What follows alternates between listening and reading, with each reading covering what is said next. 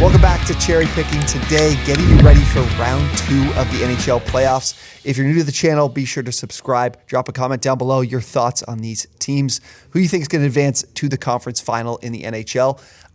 Ryan, a great round 1. I'm a little worn out because I was up extremely late watching Game 7 last night, watching the, as you put it on Twitter, the Dallas Ottangers trying to steal one and keep another Canadian team from advancing to round 2.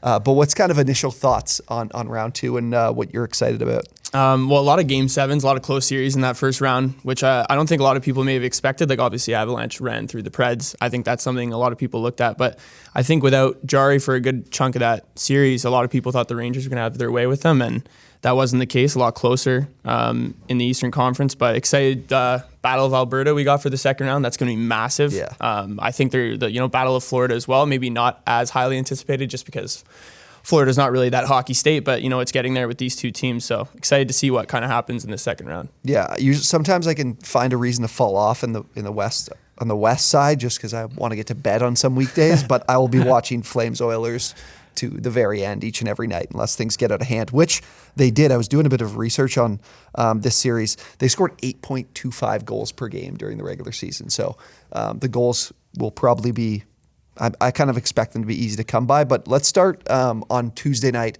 with the 2 games on Tuesday night. All of our odds for this series, for each of these series, come from BetMGM. So if you guys are looking to place a wager on any of these series, any of these games in these series, the link will be down below.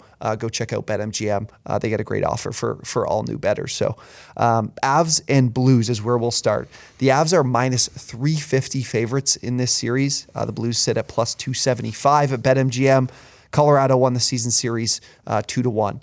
Now, what if with Colorado being such large favorites in this series, what is, if any, the formula for St. Louis here? Yeah, it's tough. And I mean, if you're looking to bet St. Louis as well, I wouldn't, there's better value across the board kind of further down looking at the series prices. But it's going to be a much tougher series. Like, this Wild team they played against has a lot of the offensive output that Colorado does have. But I think just how well Colorado played in that first series kind of showed everyone that, this team's for real this year. They're not like the team they've been in the past where they've kind of just stopped playing well for a few games and then end up losing this playoff series. I don't know how you can beat this team 4 games at home. Like, it's almost impossible at this point. They had an insane expected goals rate in the first round against the Preds, almost 5 goals per game, which is insane, averaging 45 shots per game. So if Binnington can play well like he has in the past, Stanley Cup champion with a lot of experience on that front end as well, they might have a chance, but I don't know how close it will be. I think the Avalanche will have their number in this one. Yeah, like the Blues special teams was really good in round 1 and was during the season. Like, the power play was good.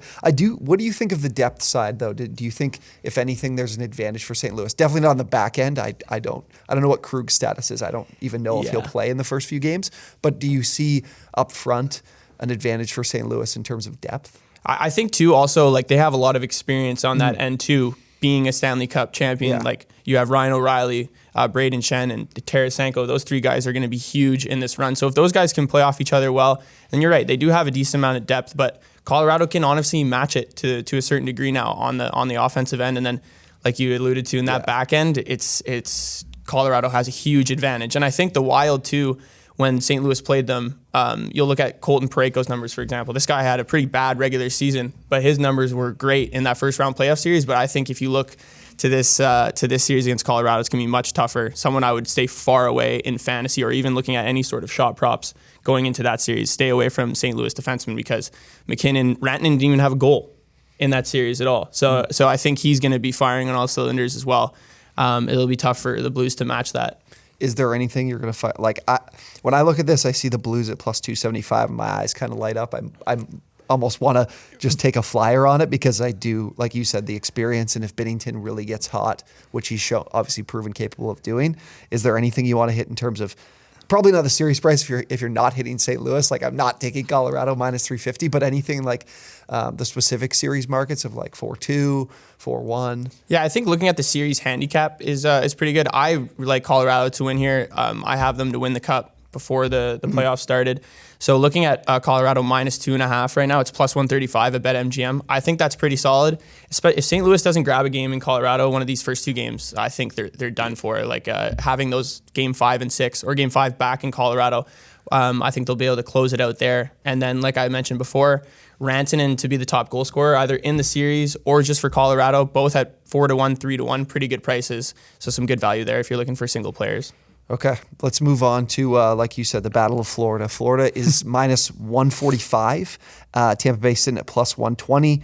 These two teams did split the season series to 2-2. I think Tampa took one of them in overtime.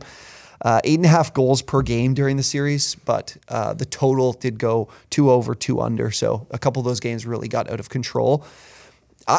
I think the biggest story for me is I don't think Braden Point's going to play. I think the injury he has is long term. They're not going to tell you what it is because they don't have to because it's the playoffs.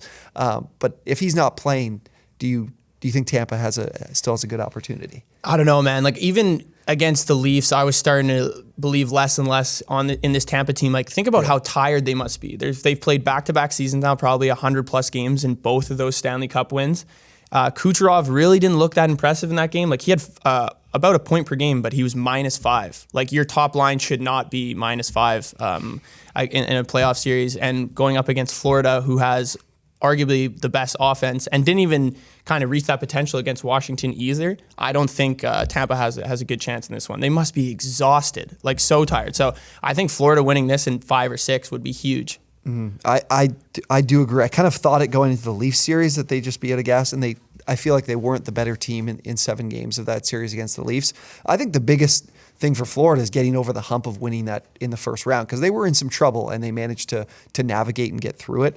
So I think this is going to be an exciting series to watch because Tampa Bay just has the pedigree to know how to navigate something like this. But is there anyone that sticks out in terms of like a fantasy perspective in DFS or shots on goal, whatever it might be in props, that can step up? If Point is absent, who would you be targeting? Well, I mean, you look at this Lightning team too in the first round. Like Nick Paul scored those 2 goals in Game 7 to essentially lead them there. I would look if Point's out. I think Stamkos is a guy you should look at for shots on goal. He was really good near the end of the regular season and early on in the series against the Leafs to perform really well. But other than that, I would look at defensemen. I think that's where the value lies in this series. Looking at either Hedman, Sergachev, a guy like Ekblad, even on the other side, Gustav Forsling. There's a lot of guys that will be good target. Will have a lot of good value going into this series as well. But I think the goaltending situation will probably define which team gets the edge, and I think it'll be pretty apparent early on. Yeah, are you on a side here? I really like Florida. I'll take the series at minus 145. I'll probably.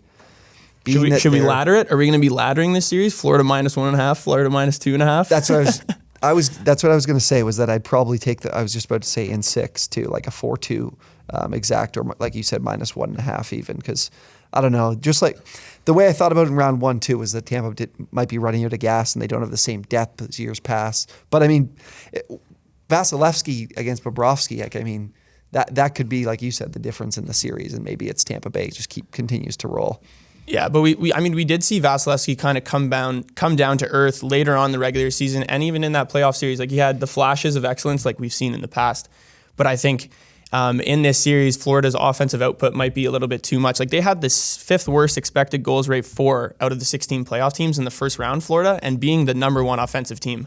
I don't think that's really sustainable. I think they, like you said, they got past the hump. They won that first round series. So I think the best bet for this series in my eyes is Panthers minus 1.5, price at around plus 140, 135. Okay, I like that. All right, let's go to Carolina and New York. This is one that I think I'm the least excited about, but at the end of the day, one of these two teams is going to be playing in the Eastern Conference Final. So Carolina minus 200 on the series price, the Rangers plus 165.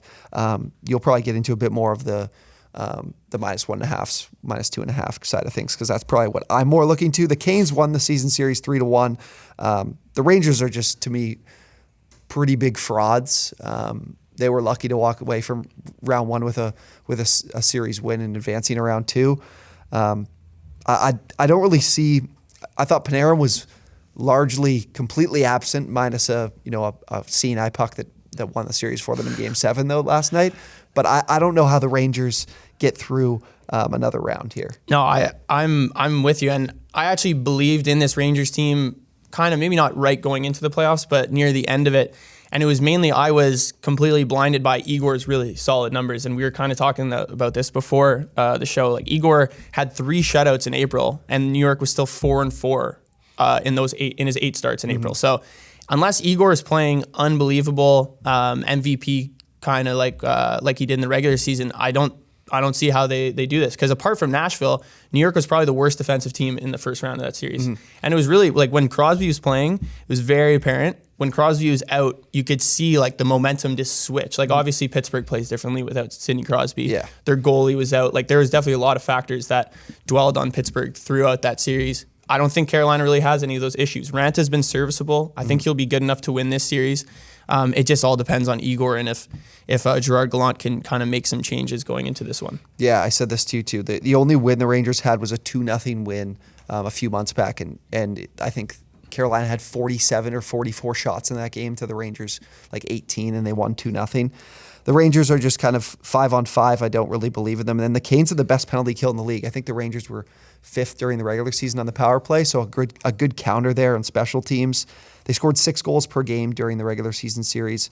So I really like Carolina, and I'd probably be looking at -1.5, -2.5, like you had been mentioning earlier on some of these other prices. Yeah, I like that as well. I mean, if you believe in Igor and you think that he can somehow steal this series, like we've seen in the past with really good goalies, like Carey Price has done it in the past, even last year. But I just can't see. They're just too young. That defensive core in the back is like Adam Fox is awesome, Condrey Miller is really good, but I don't think they have the experience yet to really put it all together. I think they're still kind of finding their way. So I think the Hurricanes playoff experience will show in this series. So -1.5, so around +100, +105. Okay. I think that's a good number. If Carolina's a team that you believe in, the skill level is a little bit higher than Pittsburgh's, I would say, especially on the defensive end. So Carolina should be making their way to the Eastern Conference Final. Yeah, I'm going to mix that in with the Canes 4-1 is the exact prediction too. I got to look at the a bold strategy there, but I really like the Canes here. I kind of hate that I'm looking at a lot of chalk. I mean, I did say the Blues, but that'd be a very tiny wager. So we're moving on to Calgary and Edmonton. Calgary -200 favorites, Edmonton +165. Split the season series. The home team won each of these games in the 2-2 split. They scored a ton, 8.25 goals per game, but it was ballooned by a 9-5 Flames win back in March, so that has a serious impact on the amount of goals per game. Now, Battle of Alberta is going to be fun, but what's the biggest takeaway you have heading into this series? Is it the goaltending? Is it Edmonton defensively? Is it Draisaitl? Yeah, I think the biggest takeaway for one leaving this series is I have to say goodbye to my best friend Anze Kopitar, who's an absolute gold mine in the first round, hitting a shot prop in 6 out of the 7 games. Guys like that don't come around very often, so that's something I'll be missing. But heading into this series, I'm going to try to see Calgary. Maybe they can play a similar style to what LA did. Like Danault and Kopitar were huge factors in that game, trying to shut down McDavid and Draisaitl. So if they can do something like that, I think Calgary will have a lot of success. Mike Smith played unbelievable. Other than that first game where LA kind of snuck that one away, he had a shutout in Game 6 or Game 7. He played really well. Other than that, he was probably the best goalie out of all first round goalies. If you're looking at kind of like sabermetric stats, he had the highest goals saved above expected rate. Wow. So if Mike Smith, I don't know if he can keep that level up. Yeah. Like that's a really high level for a goalie that is, for one, ancient and someone who doesn't have a ton of playoff pedigree, but maybe he can build momentum off of that. I do like Calgary to win this series, though. I think they'll be a little bit more physical in the end to take it. So you mentioned the Smith thing, and I think that's really interesting because the shot volume, I think, will be really high in this series. Like it had been during the regular season, and they were averaging 71 shots per game between the two teams, and Calgary carried a good portion of that. I think 2 of the games they had 45 plus shots. So Mike Smith is going to see the puck a lot, and that could be a great thing for we saw it with Ottinger in Dallas. We've seen it in the past where if you're seeing a lot of rubber, you can really get hot and find your groove. So, like you said, though, he's 30. What is he? 40? I think he's pushing 40. Yeah. So asking that from him will be tough. But I kind of like I have a. Is this the one dog you're going to be taking? Yeah, I have a future in on the Oilers, so I do want to see them get it done. But it's like you said, if Draisaitl, I don't know what percentage of health anyone would say he's at. The Flames drive 3 really good lines, 4 solid lines. So I think it'll be tough to keep up with their depth. That's my biggest thing here. But I'm taking the flyer on the Oilers to win the series. Yeah, I think there's 2 takeaways when you're looking at this series, right? One, Calgary just went against one of the hottest goaltenders in the NHL. Jake Ottinger had 64 saves in Game 7. If it wasn't Calgary, I tweeted out earlier in the second period, Dallas had 10 shots and the score was 2-2. So I don't know if Edmonton can emulate the same kind of thing, because Calgary could get very frustrated if they run into a goalie where they're laying 40, 50 shots and still only scoring 1 or 2 goals per game. The other thing too, Daryl Sutter as the head coach compared to the Oilers head coach, who's very, very new, obviously came in interim through midway of the season after Tippett got fired. He obviously has the coaching experience. And Daryl Sutter is a very confident coach. He plays a really tough physical style of hockey, or kind of makes his players play that. And they have guys further down their lineup who can perform in the playoffs. Michael Backlund, for one. Tyler Toffoli is a Stanley Cup champion. Dylan Dubé, Mangiapane. There's a lot of really good Flames players that maybe don't get the credit like Johnny Gaudreau or Matt Tkachuk do. So I think the Flames will have the upper hand in that one. All that being said, I think Oilers plus 1.5 isn't a terrible take either. Because I think this game, I actually think out of all the series, this is the most likely to go to 7 games. Yeah, I guess I would. I'd probably lean Tampa, Florida as the one to go to 7, but I do think that the home team won each of these games in the series, so I could see them just kind of going back and forth. But I do like what you're saying, because, like you said, they can kind of come at you. The Flames can come at you in waves. That's exactly what we saw in round 1. So but Edmonton did shore things up defensively with the coaching change. They were much better 5-on-5 defensively. So yeah, if they can find that part of their game, then that's certainly going to help them here, because it seems like when these two teams have met up, it's just been, the puck's been flying all over the place. I would be looking at a lot of, I don't have guys in particular that I'd be looking at, but some over props on shots, I'd be looking at a lot of them, like I said, because they've been taking plenty of shots throughout the season series too. Yeah. Look at centers in this series for sure, because the Oilers, McDavid and Draisaitl, they're so focused on the offensive end. Sometimes they can't get back on defense. So looking at Elias Lindholm, Michael Backlund, those 2 guys for shot props, I think will have a lot of value on whatever book you're looking at. Yeah, that's a good point. That's a really good point. I like that. I'll definitely be putting that to use. But again, guys, if you are looking to take any of these prices, put them to use and try to make some money, BetMGM, the link will be down below in the description. Let us know who you guys think you'd like in each of these rounds down in the comments below. Join our Discord as well. We're talking hockey, fantasy hockey, everything like that in our Discord channel. That'll be down below in the description as well. Thank you guys for watching, and we'll see you next time.